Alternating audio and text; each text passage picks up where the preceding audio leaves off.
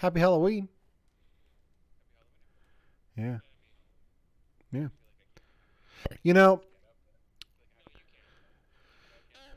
you know, next year we should really dress up for Halloween. Yeah. Um, same. Same.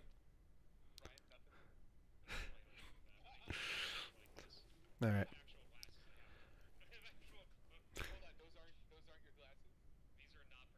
Oh, you guys are muted. That was my bad. Oh, no worries. Yeah. You're good now though. Oh, Good good. thing we didn't start the show. It's a shame Um, those aren't prescription, Ryan. I figured they would be. Figured they would be. Hey, I don't know. I don't know what kind of glass. I don't know how glasses work. I really don't. Are you Uh, are you serious? yes, really. I got my first eye exam in my entire life that wasn't like mandated by middle school today. Oh my god. Okay. Light refracting. Okay, that was the summary of how glasses work. Nailed it. Thanks, Ryan. all right. Uh, Well, it's very concerning that you're the co-host on a show that makes you watch things you haven't had your eyes checked in years. what I was genuinely waiting for is people to go, "How are you functioning?" And like me to just like suddenly see so much better and understand movies more and like become a whole different podcast host after Yeah. tonight. Yeah, it's the same. They told me I have perfect vision. It's my brain that's wrong. Ah. No, sorry everyone. Well, I could have saved you the trip and just told you that. You could have just told me. To say, I was about to say, none of Devin's opinions ever had to do with his vision. It all had to do with processing. What if they did though? What if like I did put glasses on and suddenly like I was less judgmental about things and I like was the most fair critic in the world. I would really want to know who your eye doctor was. Like, really? Okay. Oh, Let's get into it. do it. Everybody, welcome to You That Watch This Podcast. I'm Alan. I'm Ryan. No, Devin. I'm not gonna be able to do that the whole show. I can't do that the whole show either. For anyone listening to the podcast and can't see us right now, I'm dressed as Batman. So here's the voice. Ryan, who are you dressed as? Tell the listeners. The movie Up, I am the old man as a little kid.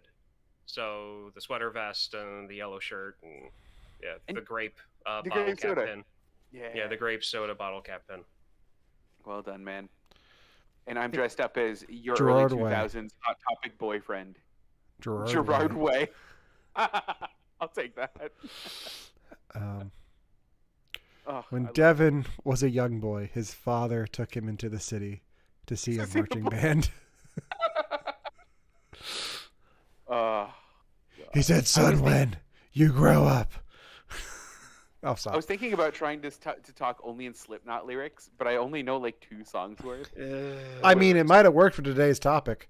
You know what? It might have actually. Yeah, it probably did. But I mean, Devin, you're definitely giving off like mid-stage emo vibes, like mid-stage evolution emo vibes. So Yeah, I'm like the Yeah. Charmeleon of emos right now. Charmeleon. Yeah, Mhm. yeah. Yeah, It I'm took not- me a second to get that, but I got it. Yeah. I'm not quite Um, Charizard. I don't have like the chains and everything, but I'm like Yeah. mid stage. Mid-stage. Yeah. all right. So today we're going to be talking about the 2019 film Haunt. But before we get into that, we have a lot of things to cover in our segment called We Watch This, where we talk about things we've watched in pop culture. And from the sound of it, we've all been spending the last week or two looking forward to Halloween because we have a lot of horror stuff. So we're going to start it off with something that has been threatening the internet for a while now and has finally happened, and it's out there in the world. And I'm talking, of course, about the Frasier reboot. Frasier's back on Paramount Plus, and I've watched the first 3 episodes. And guys, I got to tell you, as somebody who loves the original show, this is a lot better than I thought it would be. Yeah, man. So I've seen maybe 2 episodes of the original show. I like the new one. Have you I've watched the seen new the- one? I have. I saw the first 3 episodes. Yeah, Nice. yeah. Yeah, I think it's. Yeah. it's the premise I wanted them to do if they were going to reboot it, and I'm happy with it. So Mm-hmm. I wish they had gotten more characters in from the original, but I thought they were getting everyone in except for Niles. uh, Well, and the dad. I know they got Roz in for like the finale this year. Maybe they'll get more people if they get a season 2, but I was pleasantly surprised. Like I was dreading this reboot for a while, and they brought it back, and it's not horrible. So Ryan, do you watch Frasier at all? I did when I was younger. I didn't really have control of the TV. I mean, I did like the show when I was younger. I just it hasn't been one of those things that I've wanted to go back to, not for any other reason than just like time, or there's other stuff that I was interested in, coming out. That's all. Like, I'm fine with it. Yeah. No hard feelings. okay, Yeah. I Cool. think Frasier just on its whole just does something really nice. I like that it punches up. I like the kind of humor that it does. Like, I don't know. I've been rewatching some of it and I enjoy it. Yeah, yeah, and that's what I remember as a kid. In fact, I remember enough that I see the trailers all of the time for it because they're advertising it like crazy. Is that I love the fact how, like, Frasier is still Frasier. He's still himself. Mm-hmm. And his son is filling his dad's role, it Yeah. seems. yeah, it's the same To a premise, point. but it's Yeah. the same premise but flipped. So Frasier Yeah. is living with his son, and there's the generation gap, which I think is a Yeah. good way to do the show. That's what I wanted them Mhm. to do, and they're doing it. Yeah. So Yeah. I love Which that they made that- yeah. Frasier loaded in this though. Like Frasier's obscenely rich in this. he Oh, is. I mean, he had a radio show. Well, in this one, Yeah. he has a talk show. He had a TV show, so he's been on TV since the show Yeah. ended. So the last 18 years on television, making Oprah money Yeah. in Chicago. So Yeah. That's fair. Still crazy. yeah. So I recommend Frasier on Paramount Plus. Next, I think is Ryan's thing, The Nun 2. Yes. Which is the Ooh. Nun 2. Yeah. So, my wife and I are fans of the Conjuring universe. Not like I haven't seen all of the Conjuring universe movies. My wife has. But I really like the spin-off movies from the main story narrative more than like the core films. And the Nun 2, as far as I'm concerned, is just as good or better than the original. Wow. So if you're a fan of the Nun, I would definitely recommend the Nun 2 if you've been wishy-washy on, if you're about if you want to watch it or not.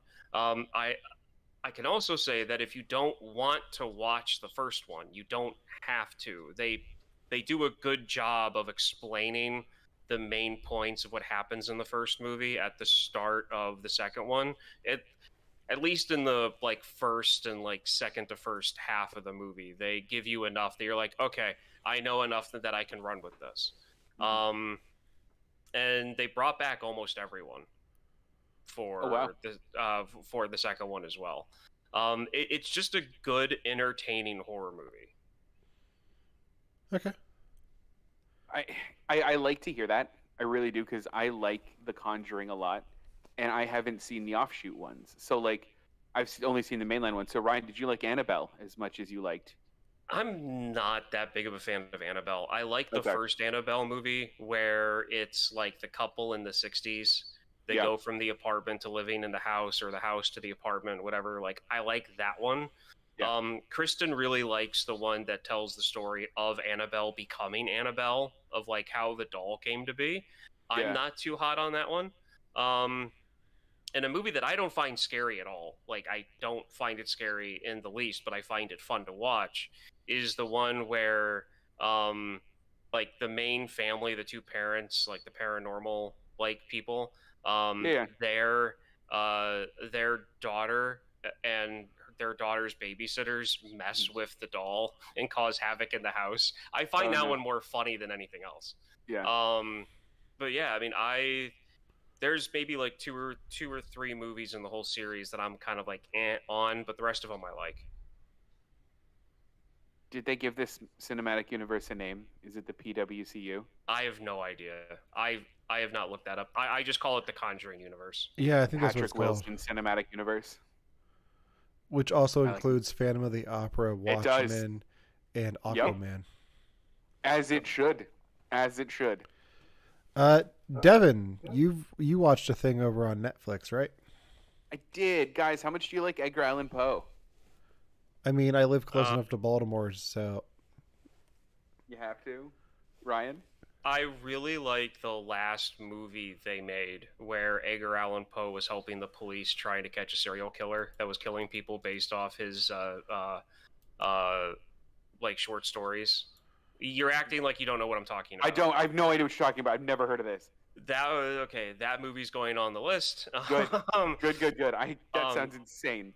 I had, for my birthday when I was 17, my mom and my dad got me a CD of the core of Edgar Allan Poe's poems read by Stephen Price. Whoa, that's cool. Which I have lost, and I've never forgiven myself for that. But yeah, I'm a big fan of his stuff, yeah. So then, especially for you, Ryan, I would totally recommend this. So it's a Netflix series called Fall of the House of Usher. Now, this is made by creator Mike Flanagan, who's the same person that made Bly Manor. He made, what else did he do? He did Haunting of Hill House. Yeah. But movie-wise, he also did Doctor Sleep and Gerald's Game. So he's like been around. He did a movie about a Ouija board. He did Hush, Oculus. So he's kind of been around, and what I really appreciate about his especially his Netflix series that he does is he does a very good job with character and a very good job with plot. And especially if you're an Edgar Allan Poe fan, I think this particularly will like really call to you, because like each episode is named after a different like Edgar Allan Poe short story. So you get Mask of the Red Death, Murder in the Rue Morgue, The Black Cat, The Telltale Heart. You get The Pit and the Pendulum, and I love that. But I also really like that you get like other things, like there's a character in it named Annabelle Lee, because of course there is. But for Alan to sell you on it, Mark Hamill is in it, and Mark Hamill kills in this. He's so good. Like every scene he's in, he steals, and it's so good. I saw he's in it. I keep getting the trailers for this every time we watch Great British Baking Show. So, for some reason it ends. It just goes right into the House of Usher trailer. So it's on our list. We just haven't gotten around to it. I've been binge watching another show that I'm going to talk about when I finish it. So stay tuned for that. But no, this is on the list of things that I want to watch. So I like Mike Flanagan stuff. I was talking about this today. I like Dr. Sleep. I think the book's better, but I think he did a good job with the movie. So I'm excited to see this. I just haven't gotten around to watching any of his stuff on Netflix. So yeah, I think Mike Flanagan does something called Midnight Mass that I think is one of my favorite takes on vampires. Oh, I didn't even know there was vampires. Shouldn't have said that. Yeah. No, Midnight Mass is amazing. He did that. Awesome. Yeah, that's him. It's the same guy. Okay, good, because that definitely makes me feel better, because I'm sorry, but I did not like The Haunting of Hill House. Everyone was talking about it, how like great it was and how eerie and spooky and creepy it was, and I'm just like, where? When I saw that it was being advertised as like the creator of Hill House makes Edgar Allan Poe, and I'm like, this is gonna be the driest Edgar Allan Poe thing ever.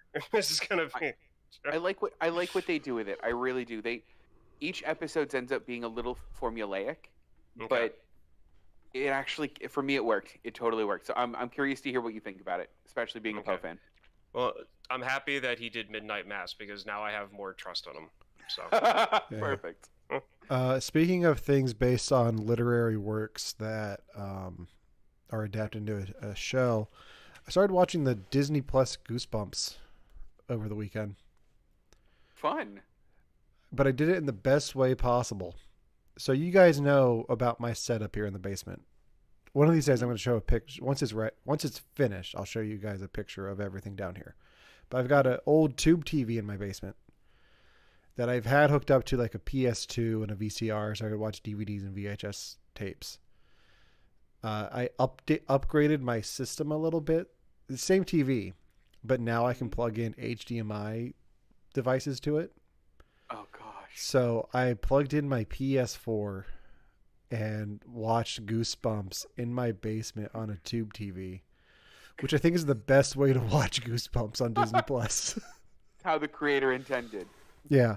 So the show isn't an anthology show like the old Goosebumps. Like it's not like one episode per book, but each episode is named after a book.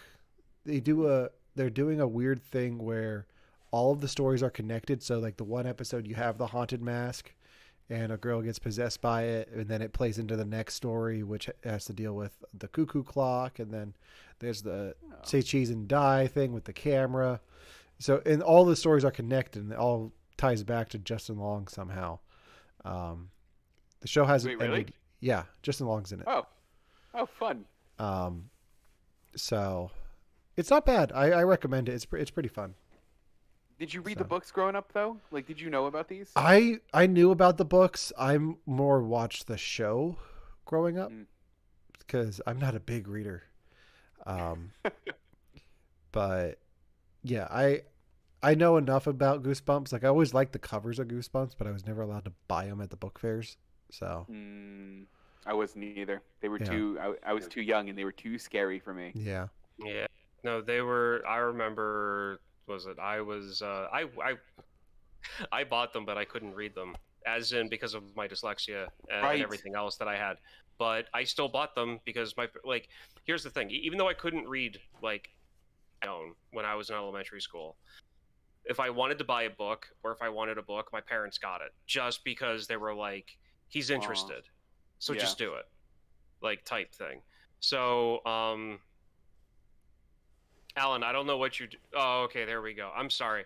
Alan, I didn't know that you were looking down, and it totally looked like your eyes had rolled back in the back of your head or something, and I'm like, Alan, are you okay? Like, what's going on? I'm looking something up. That's my bad. Okay. It's okay. So, like, my parents always got me so I had, 12 of them. And I tried reading a few of them, but again, because of the issue that I had, it was almost impossible.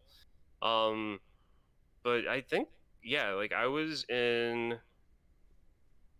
1995 to 1996, I believe, was my 5th grade. Or was it 1994 to 1995? Whatever. I was in 5th grade around those years. And it was that's when it was at just the beginning of the craze about Goosebumps. Sure. If not maybe a little bit before. I loved the old show. I remember putting in for the sweepstakes to be a guest, to be an extra on the first movie they made. That's exciting. Nice. I'm sad you didn't make it. I am too. No, I definitely recommend it. I was looking up to see if the Goosebumps books are on Audible. Oh, are they? And they are. Oh, shoot. All right. Some of them are. Some of them say not available on Audible, which is a weird thing to see. Weird. Say cheese and die. Yep, that's on there. Nice. That's the first episode. They do say cheese and die is the first episode of the show. So, yeah. That's the only title I remember. It's the only title. Yeah. So, guys, we're going to do something we don't usually do on the show and cater to Gen Z for a minute. We're going to talk about another movie that we all watched this weekend, not because we planned on it, but just because we did. We're going to talk about Five Nights at Freddy's. We all have to dab. Batman doesn't No, dab. just me. That was a younger millennial thing. You know what? Probably. Both, I think. I think a lot of Gen Z and younger millennials like this. I'm kind of surprised we all watched this. Why did we Me all too. watch this? Okay. My goddaughter loves this game. Okay. Okay. Absolutely loves it. Like she will sit down at the last time we saw her, she was sitting down at the kitchen table, and I think she was screaming out of like the excitement of playing the game than actually being scared by the jump scares in it by the like animatronic creatures. But what got my interest in it was that she follows all these random people on YouTube and that have to do with the game itself. And she had Kristen and I watched this video that explained the story behind the game and like everything, and it really You watched- intrigued us. You watched And Game Theory, didn't you?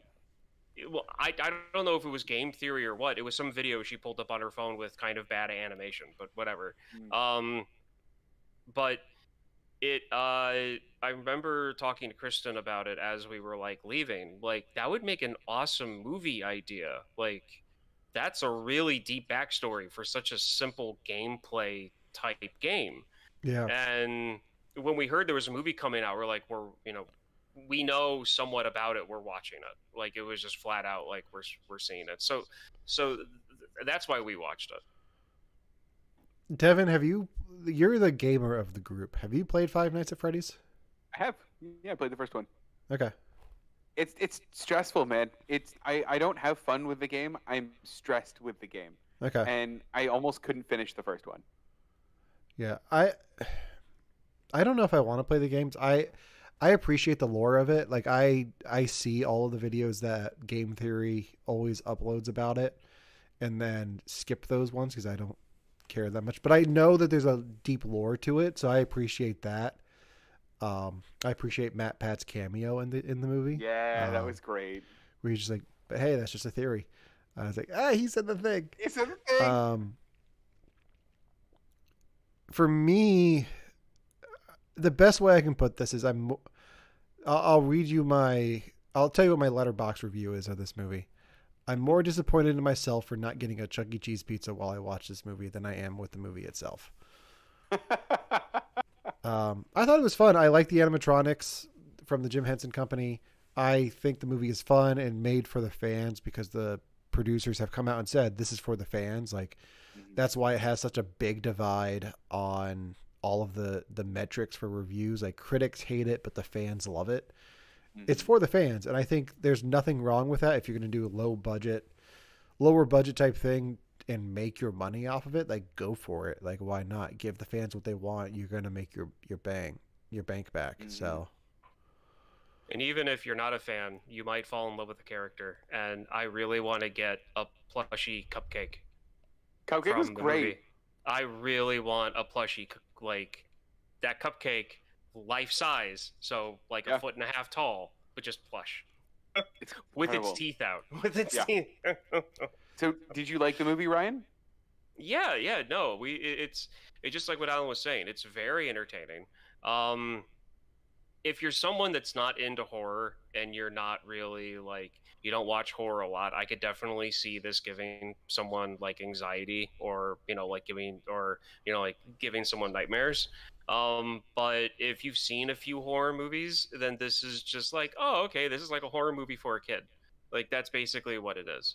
As far as I'm concerned anyway. And it's just fun. And it's got enough twists in the story to like have fun guessing what's going on, because that's what my wife and I did the entire time. Like trying to, one of my favorite actors is in it, and he was in at the beginning, and it was like maybe 30 minutes in, I was like, I think I know who he is. Because he's too big of a name to only have in like 2 minutes of screen time. But it's also one of those where it's like, who could the killer be? And it's like the only other character we've seen so far. like it is seriously set up like an old school original Scooby-Doo is episode. It really is. Yeah, except Scooby-Doo didn't have that ending with the bad guy. No, he didn't. This is a rough ending. Yeah. I liked it. I thought it was a lot of fun. I think that for me, there was one part that felt very tonally off that I almost didn't want in it, but I can understand plot wise why it was there. And like, I mean, you guys have seen it. This isn't spoiling anything. There's a point where like they all build a fort together, Hmm. and it's like, okay, right, but you just asked me to be scared of them. Now they're adorable, but in 5 minutes you're gonna ask me to be scared of them again. And I'm like, it's hard. It is, but that's also kind of setting things up to show like the good and bad side of it, and it kind Yeah. of lets your guard down a little bit I mean, that's fair. for when they do start going evil. Because I have to admit, I knew kind of what was going to happen, and Yeah. there was a part of me that was like, maybe they'll switch it up and maybe they'll be good. You know, like they've only been bad to like bad people so far, Mhm. and then Nope. no, No. No. See, I saw the them building a fort thing as, oh, this is gonna be a Fortnite tie-in, Ah, gross. and it wasn't Uh, yet. So I love how this movie handles murdered people, where they're just like, ah, shucks, and then they move on. Like, Yeah. plenty Yeah. of people get murdered, no repercussions. Don't worry about it. There's a police person on the scene multiple times around. Whatever. who never files a report, so Nope. nothing ever happens. Not even a one. I love it. It's I have a theory about that, a game theory. game movie theory. Ooh, what's your theory? I don't think she was actually police. No, I don't think she was either. Yeah, I think she just had the car and the uniform and broke into that depot. Because it's Yeah. weird that you take him to a depot. Right, and not the station. Like, you Yeah. take him to, like, yeah. Well, I mean, if you take him to the station, people ask questions. You take him to the hospital, people ask questions.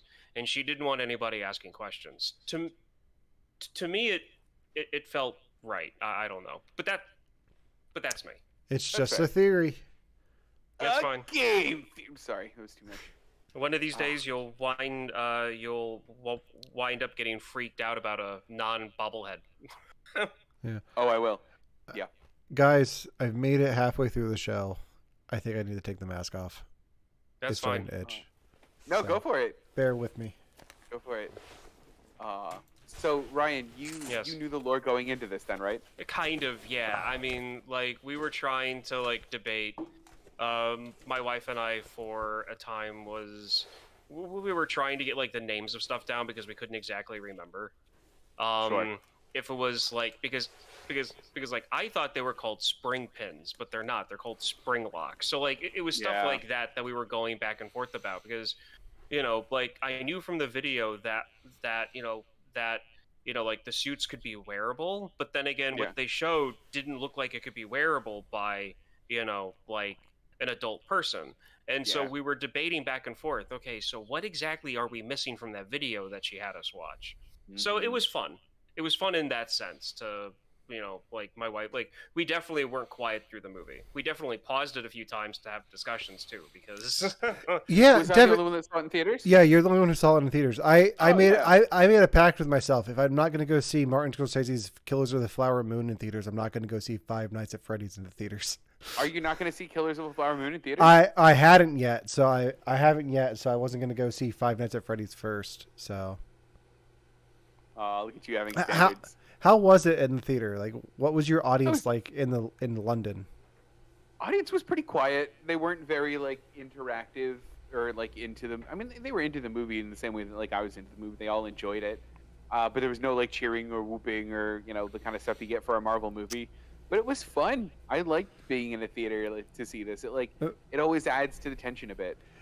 My other theory about seeing it in theaters is Taylor Swift is still playing a lot, so I was worried like in the quiet parts I would just hear "It's me, hi, I'm the problem, it's me" blaring from the auditorium next door.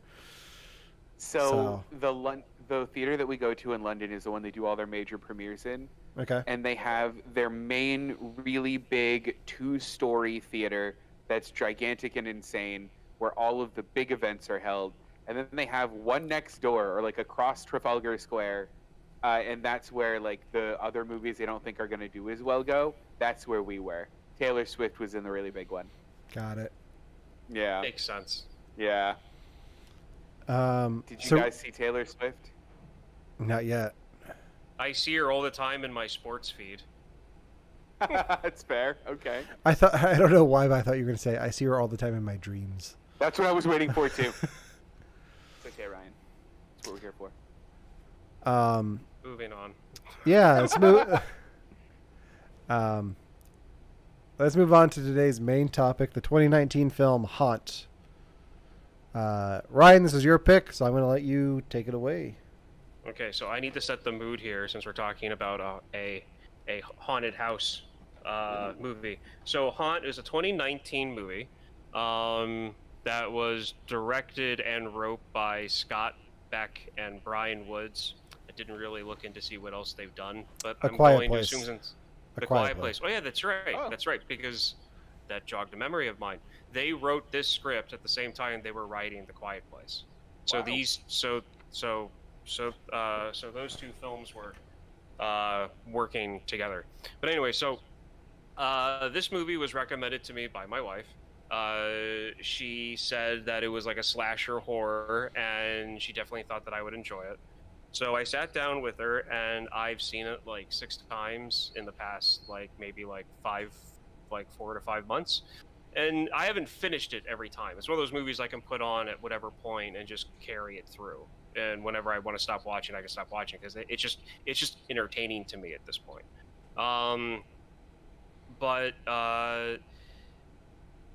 Yeah, so I really enjoy it. That's how I was introduced to it. I know that neither one of you had even probably heard about it before, right? Never. No. Okay. So who wants to go first on background knowledge and then your first experience while I get myself set up over here in my own little haunted house? I got nothing on this. I knew that the Quiet Place people made another movie. Flashing so quick, it's not even picking up on this screen. I was gonna say it's glitching out your video feed. He's doing a strobe light effect for those listening in audio. I love this. Yeah, it looks like you're just. Well done. Yeah. Okay, I'll stop that. It's gonna say it doesn't translate well to video. A for effort though. Yeah, really. A for effort. 1980s classic strobe light. Nice. You had that. I knew the guys who wrote the original draft of A Quiet Place had another movie. I didn't know what it was. So these are the guys who wrote the original screenplay before John Krasinski rewrote it to the one that he directed. So they didn't write the one that you saw in theaters. I think theirs was a little bit more horror based instead of. I don't think theirs had quite as happy of an ending. But yeah, I'd never heard of this until you brought it up. Okay. Devin? Yeah, it was the same. I didn't even know this was the same director as A Quiet Place until Alan said it just 2 seconds ago. I had never heard of this movie at all. Okay. So who wants to go first on your your just summary of, what you thought? Let's play a game. Devin, what did I think of this movie? You didn't like it. You thought that it was too gory, and you thought that it was a little predictable. I'll give you a little bit there. I wasn't a huge fan of it. Not for the reasons Devin just listed. Ah, darn. We can get into what I liked and didn't like about it, but yeah, for me, having just binged the Saw series, not to say the Saw series are better, because this film does some things better than the Saw movies do. But yeah, it was I kind of knew where it was going from the get-go. The twists that it takes, I'm like, oh, that I kind of figured that was the case. They try to make you think one person's behind it all, and then oh, nope, he's not there. So, but yeah, I have thoughts. Devin, can I guess what you thought about it? Go for it. You thought it insisted upon itself.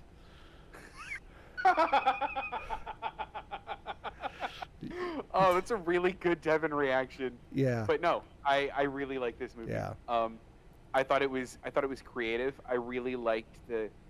I felt like I got an iceberg, and then I got the top of the iceberg, and there's so much more underneath that wasn't shown in the movie.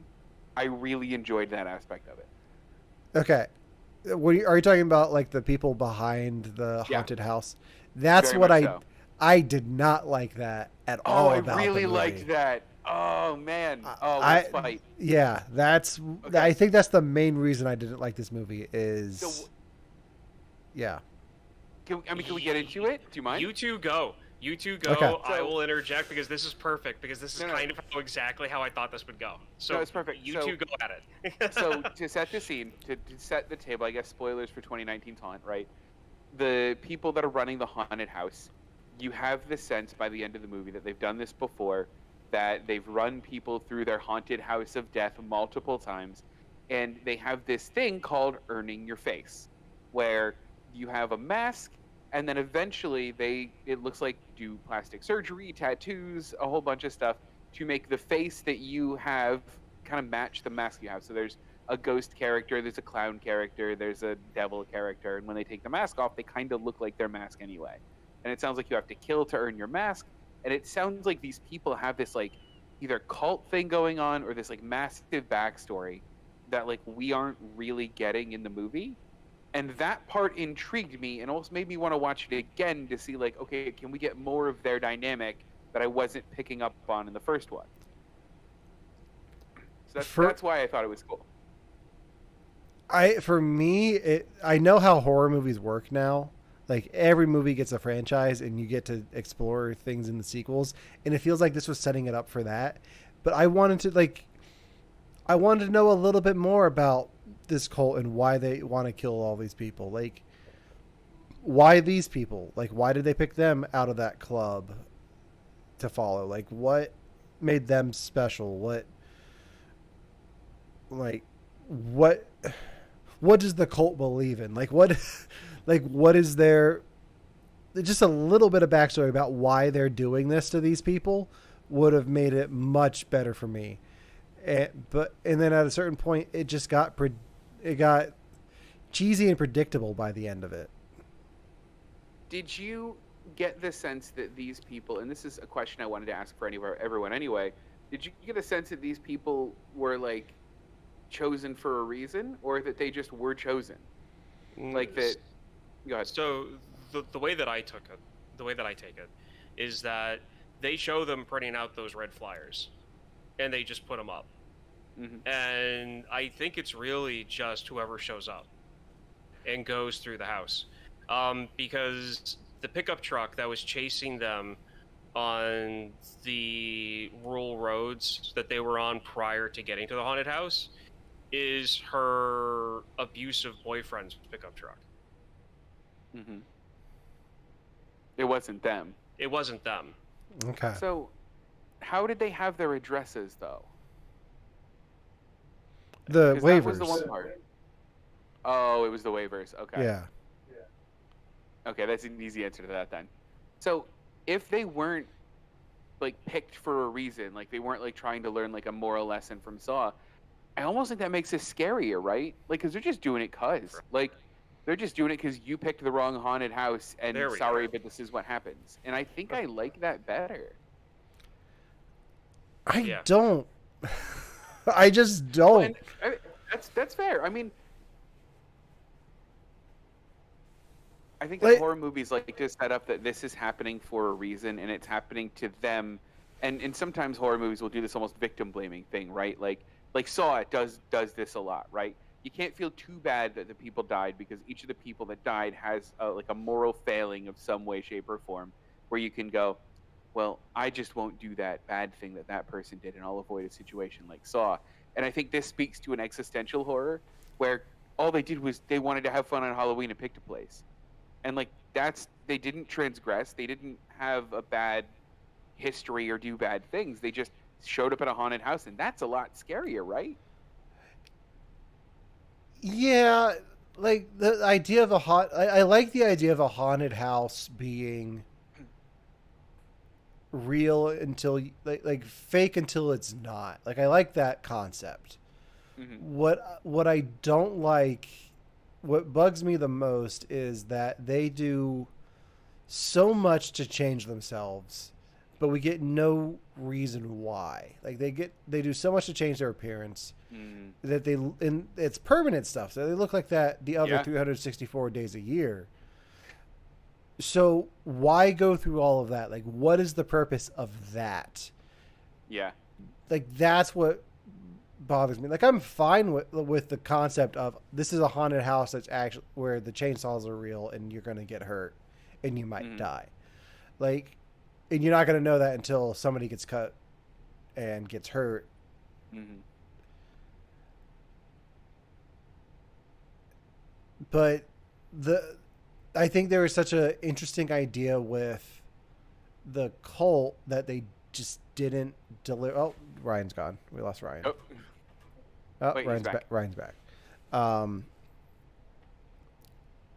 I think it would have been more enjoyable for me if we were able to understand the purpose of what they were doing and because Devin, correct me if I'm wrong. Like, Yeah. I think they left a lot of that open to explore in a sequel. Did it feel like that to you? It did. It did. And I think part of it was, I think you might be right. They must have just kind of been like, well, there'll definitely be a sequel to this movie and we'll get into them then. Which is lazy screenwriting. Like, oh, we don't need to have a reason That's for this that's fair. now.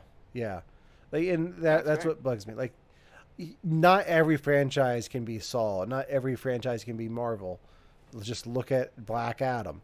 Um, like, it's writing for a sequel before you have it set is it's a risky game, and it's a much stronger story if you can give me those answers, or at So the least movie give feels give like me hints towards it so I can come to my own conclusions. You don't have to spoon feed it to me, but at least put enough there that I can figure out where it's going.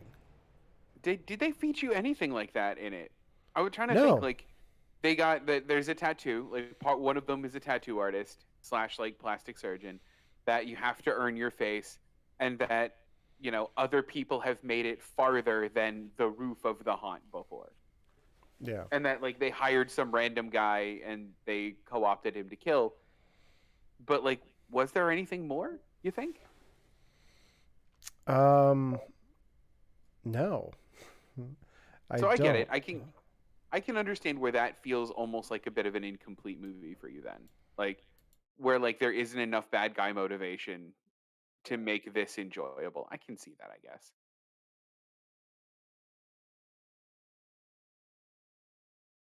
Gotcha. That totally makes sense. So then, knowing where this went, right? Was there any point in the beginning for you where you went, "Oh, this might not be the murder kind of haunted house"?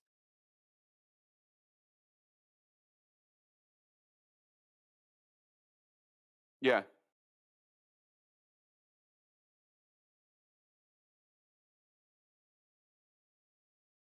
Yeah.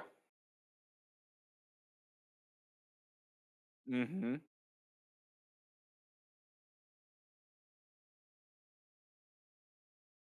Yeah, yeah.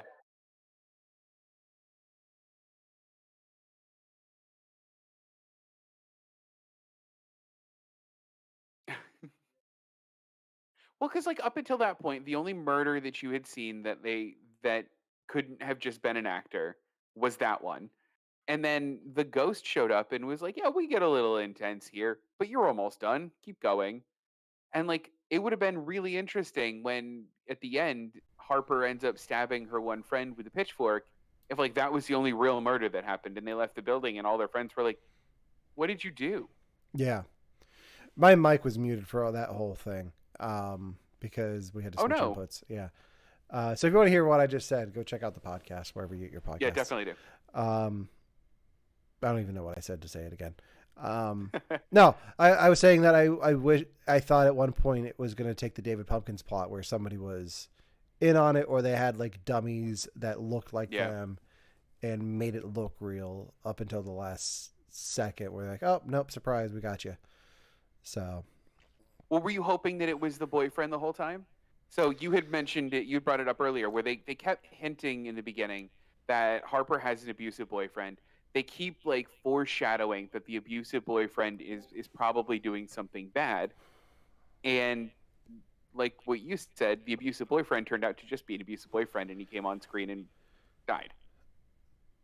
Yeah, like it was such a weird. What was weird about that plotline for me is they try to make him a hero for a second, Mm-hmm. which is just bizarre to me. Like either he's the abusive boyfriend and he's abusive, or he's the boyfriend who's misunderstood and they had a fight and he wants to come save the day and can't. Like, And yeah. it takes My a back. Yeah, you're back. You are Sorry. welcome back. Yeah, it just took a weird twist there with him. So I wasn't a huge fan of that either. I'm trying to think of how much of that, because really we don't see him be abusive ever. No. He mostly exists off screen. Well, the way that I take it in this movie is that it's all from the point of view of the people going through it. Mm-hmm. And so you don't know anything really beyond what they know about what they're doing at the house. I mean, they kind of show you a little bit of things that they really don't know a little bit, just to kind of like round out the scares. But when it comes to the boyfriend, the first time I watched it, that was a little off-putting at first. The first time I saw it, because like I kind of found myself like, okay, good, there's someone coming for, there's someone coming. Like, he's a jerk and he's the last person you'd want to help him, but it's someone that has a phone that works that might be able to get some help in.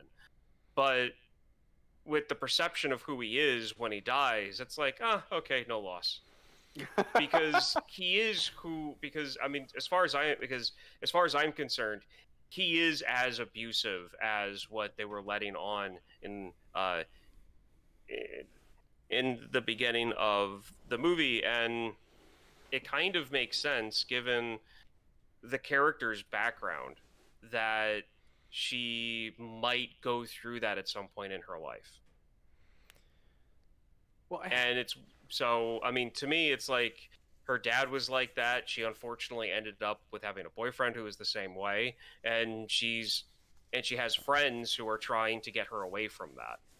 And so to me, like, it's one of those things where it's like, at some point, anyone is, needed to come help.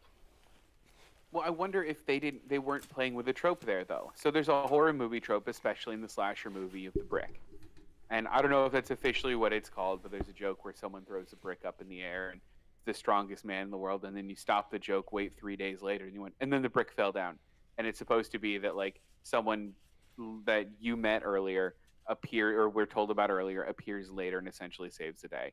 This happens in, for example, Pet Cemetery. There's the "I will go down that road" old man that then shows up later to help them out. And he almost felt like he was filling that plot for me, where he was the brick. Oh, let's not talk about Harper's abusive boyfriend.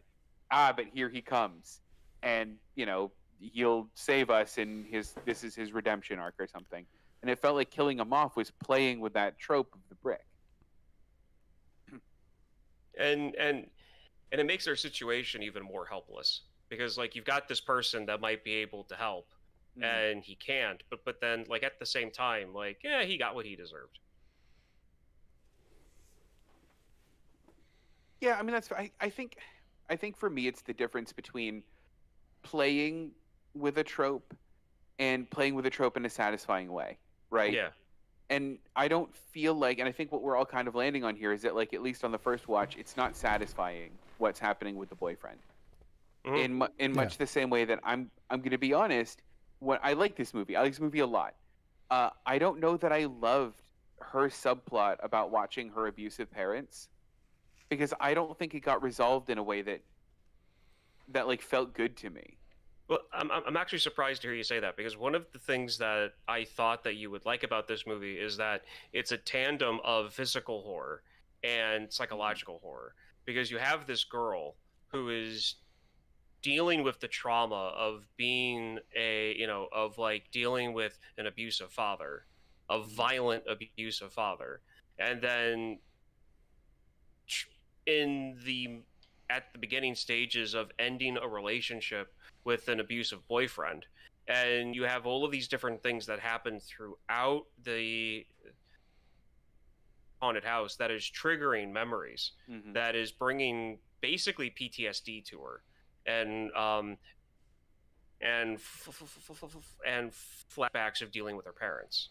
Um, and then at the very end of the movie, the way that I take what basically happens is that she only reaches a point to where it's like, walking into that house is not the scariest thing I've ever dealt with in my life. And it kind of gives her that push of surviving, that of being able to go into the house. She literally reclaims the house as hers instead of Yeah, this thing in her dreams. because of going through the haunted house, which her house Mhm. was haunted because she wouldn't go into it because of the memory she had from her father. So like this movie does the psychological horror thing on top of Mm. actual classic slasher horror, All right, you might have sold me which on that that's the actually. key. That's that's that's the key part that I really like about this movie. And then you got that whole unknown stuff, because I was able to hear like bits and pieces of what you guys were talking about here and there. Yeah. um the way that I see the scares is that they've possibly done this before. This is something they do every Halloween. They are people that do like extreme body modifications when it comes to like piercings and tattoos, and like putting like that like silicone stuff to Mhm. make your face weird and different in different spots. The devil guy, his face wasn't even finished yet. Half of his face wasn't tattooed in. Oh yeah. So I wouldn't be surprised if these are just like psychopathic tattoo artists. And that's really all it is. But Alan, Yeah. I definitely understand where you're coming from, of not being able to understand what their motive is in it. Um It's and not I that totally get that it's from not that I don't yeah. understand it. It's that it's not presented. Like Okay. it's not. Understanding was the Yeah. wrong word to Yeah. use. Yeah. Okay, Yeah. so understanding was the wrong word to use. I Yeah. I definitely apologize on that one. But so like not liking the way the story was told. I totally get. I. y- It. I mean, there's a lot of things this movie does well. I think some of Yeah. the traps in the house are interesting. Like, Hmm. and some of them are like there are red flags from the get go with all of the oil on the wood. It's Yeah. like, yeah, they're gonna burn. They're gonna Yeah. burn this place down. Like, don't go in there. Like, that's just walk away. Yeah. Um. Yeah. No. I definitely like that uh, aspect of things. Um. Just to really quick to tie that last part up, though, for me, not knowing what their true motives were, for me is entertaining to see as part of the horror for the people going through the house, because they don't know why they're doing this at, It's like at the it's same time. existential. Yeah. um but okay, so getting into the traps of the house, which Mm. one was your favorite obstacle? Oh, okay. I'm lame. I love the escape room at the end. This is stupid, but I love escape rooms. I thought it was so fun. I like the idea of a tunnel that has trapdoors in it. Like that's interesting to me because the one time I went to a haunted house like this, trapdoors got me. Have I told What the story happened? on? Have I? You were No. there. You were there. Remind me. So we went to a haunted house near us called Field of Screams with some friends, Mm-hmm. and we went through the 3D psychedelic house that they had, and we're going through the house, and a door closes, and I get pushed off to another hallway away from Devin and our friends, and I was like, "No, I need to go that way." So I was like, I don't know what I'm doing, but I need to go that way. And then the rest of the group left the hallway, and I'm just in this corridor by myself with these neon green walls for like a good 30 seconds. Like, I don't know which way I'm supposed to go. And then I find a door and I just push through and open it, and Devin's right there. He's like, "Where were you?" And I'm like, "I don't know." Like, At least you didn't fall 10 feet onto a concrete floor, so I'm happy That'd that have been awful. didn't happen to you. Yeah. Yeah, man. I like haunted houses a lot, and I think that's maybe why I like this movie is because it reminded me of some of the good times like that I've had like in haunted houses. Yeah, I am not a fan of haunted houses. I hate them with a passion, actually. Um, uh, yeah. But I have another comment. okay. Tell me. There's a moment in the movie where one of the people who works at the haunted house like, no, this is all wrong. Like, people shouldn't be getting hurt. It would have been more interesting to me if there was like one bad apple actually killing people, and the rest of the haunted house is like, whoa, what are you doing? Like, no, that's not what we do here. Like, what's your problem? That would have been. Like, Yeah. that would have been like when we had that guy, I was like, oh, that would be interesting, and then I was just let down. Like, oh nope, he's lying the whole time. Well, that's the sequel. The sequel that's a prequel. That's how this starts. Ghost, Mitch. That was Mitch. Yeah. Mitch. He's actually my favorite of all of them. I love Mitch. Mitch is great. It's a great name. Yeah, it is. So my favorite thing, my favorite obstacle is probably the most boring in the house, and it's because it reminds me of a nightmare I had when I was when I was a young kid that I had repeatedly over and over again. So the slide they go down that's pitch black that has all the speakers around it. Yeah. So I had a recurring nightmare when I was a little kid of going down a slide that looked like that. That was like very industrial and metallic and everything. And going down into pitch black and going right into a room that had like waist deep water in it. And then I always woke up screaming when I got pulled under. Ooh, Ryan. Don't love that.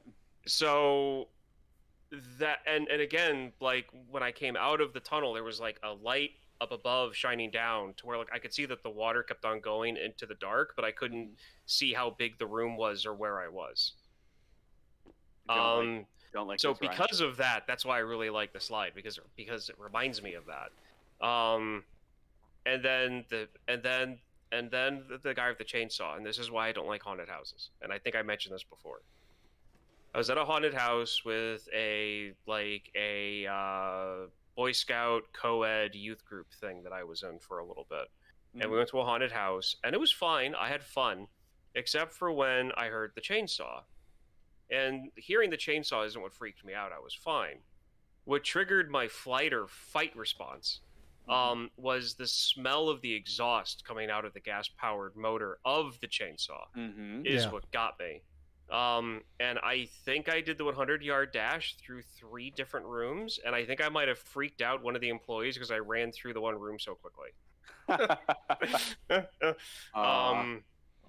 So that reaction I never want to go through again, and that's why I don't do them. But this movie was a way for me to experience like a haunted house without actually having to do it.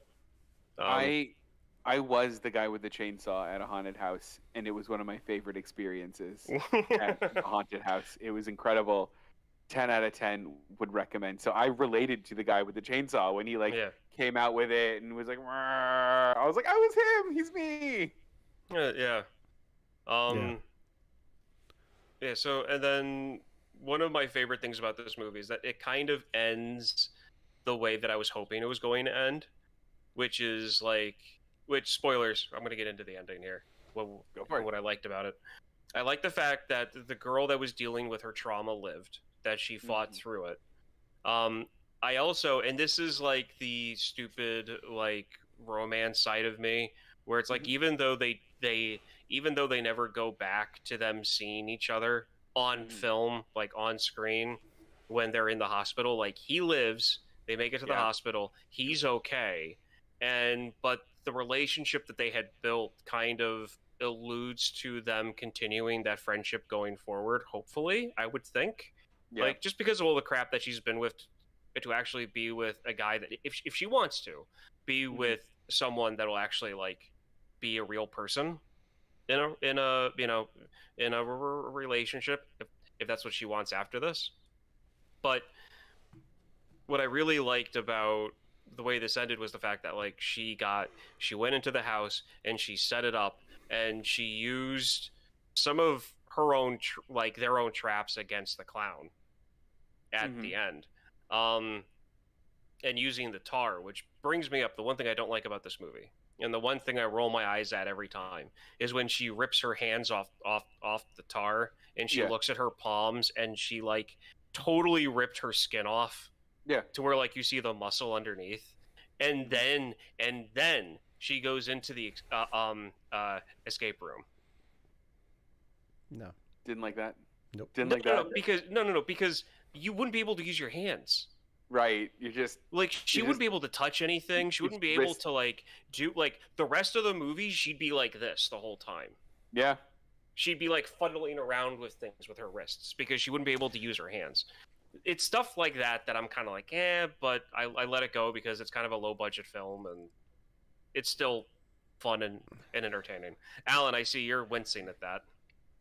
You and I have different definitions of fun and entertaining. Pulling the skin off your palms and then doing an escape room is not that. No, for me. So well, I mean, watching somebody do that is not entertainment for me. Well, I mean, it's the feeling of like, oh crap, how are they going to get out of this? And it's that makes it entertaining. Of like, are they going to get through this? Are they going to get out of this? And then it's also too of trying to figure out of a group of people, okay, how many are not going to make it, and how many are, and that's where it's entertaining. I think I just made a headcanon that makes this movie better for me. Tell me. It's a Home Alone sequel. Like the ghost is Kevin McAllister? Yeah. No, that'd be the devil. The devil? That makes sense. The devil would definitely be Kevin. Yeah. That's actually pretty fantastic. Yeah. Maybe I'll rewatch the movie in that context. Because that would be really fun. Being ditched by your family on vacation twice, that'll mess you up. Yeah, well. So, to the point where you get tattoos and plastic surgery to look like a devil. That sounds right. Well, I mean, here, and also, Alan, to round that out, he might have grown up looking like his father, and he didn't want to be reminded every time he looked in the mirror about his dad. Oh, guys, I think we got there. This is making sense. I'm proud of us. This is good. Yeah. And then the clown was Biff. Perfect. You mean Buzz? Buzz, yeah. I knew that it was Same a B. thing. Yeah. Okay, so anything else before we wrap this up? I'm upset that I kind of missed the middle part of the conversation, but I feel that I might have touched on things that I heard. Yeah. So Well, luckily, Ryan, you can always go listen to You Have to Watch This podcast wherever you get your podcasts. Yeah. And I could, but then if I hear something that I wish I could have like put my 2 cents in, it just make me mad, and I don't want to like yell at us on the next podcast. That's what you do. I don't want to do that again. Again, yeah. So, Alan, I knew that this really wouldn't be your cup of tea, but I was hoping that it would be just entertaining enough to kind of like to kind of make you more engaged in it than just flat out like being like, I know. I'm very glad that we waited a week to talk about this, because if we did this last week when Devin wasn't available, I don't think we would have had the conversation that we had.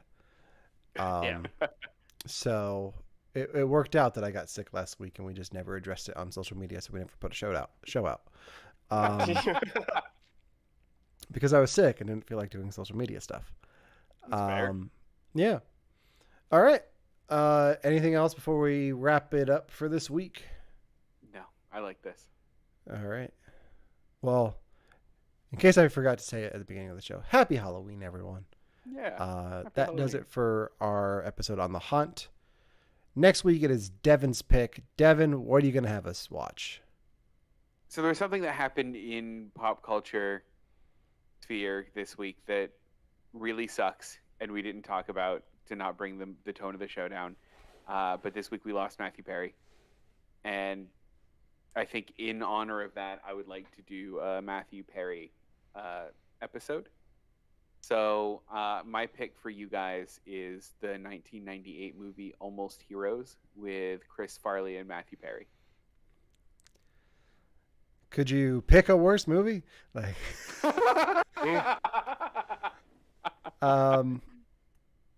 okay. We just doing that one film. I think so. Unless you guys really want to make it a triple feature, I'm so happy for a triple feature. We could. Ryan, what do you feel like? I feel like doing. I feel like just doing that one. Okay. Just doing the one might be good, because I would really because Matthew Perry did like 2 or 3 really, really good movies, and then everything else was just kind of like niche cult classic films, or that have like really unique fan bases. And so I think maybe doing one film might be good, because it would be kind of a. I think we'll do it as a Matthew Perry tribute. I think it's a good idea. We'll look at it as that. Because I'm having trouble with this one. Like, yeah, this one hurt. Yeah. So yeah, we'll talk about We'll pay tribute and respect to Matthew Perry next week with the film Almost Heroes.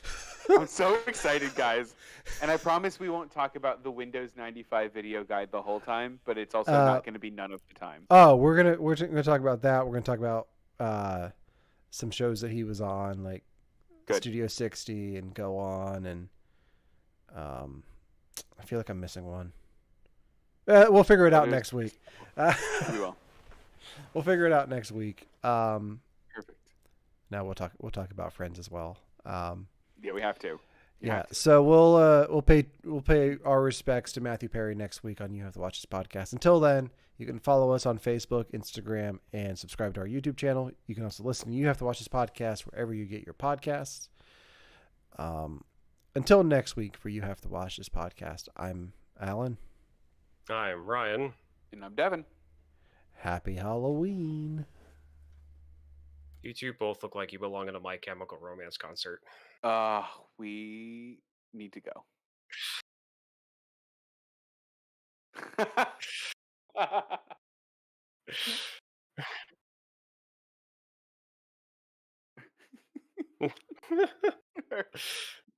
Oh gosh. Okay, good. I can do this now.